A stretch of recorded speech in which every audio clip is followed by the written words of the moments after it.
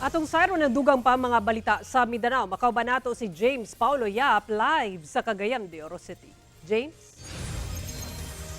Salamat, Sara.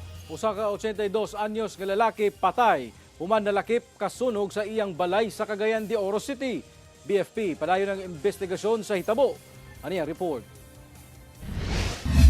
Usa ka dagong sunog na sab ang miulbo sa mga kabalayan sa Adela Subdivision sa barangay Kamamanan sa Cagayan de Oro City pasado alas 10 sa buntag adlong Domingo.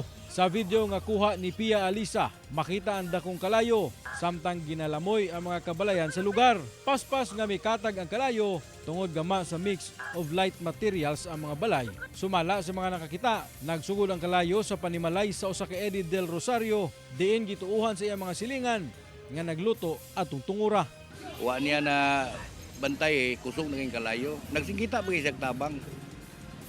Wa na may muduol kay ang mga wire nga putol naman. Daling gisaka sa ikaduwang alarma ang sunog tungod sa dikit-dikit ang mga balay sa lugar. Gani na damay pa sa sunog ang usa ka kapilya. Sumala sa BFP nga nagpalisod sa ilang operasyon ang gamay nga dalan ug ang daghang mga sikad nga nakaparking sa lugar. O nakaulbo na siya pag-ayos sir kay tungod sa kainit sa panahon, kusuging hangin, muna siya nga nang damay sa pila kabalay nga yung sa luyo. Way swerte sab nga namatay ang tag-iya sa balay kung nasa nagsugod ang kalayo nga si Eddie Del Rosario, usa ka 82 anyos. Human matud pa nga mibalik kini pagsulod sa iyang nasunog na nga balay. Na-recover ang patayng lawas ni ini sa CR sa second floor sa iyang balay. Nakagawas na daw to, inya ni balik pa man. Balik siya. Muna siya yun ang hinungdan ka sa gara, yun maapil ka, matrap ka, labi nang di nakakabantay nga.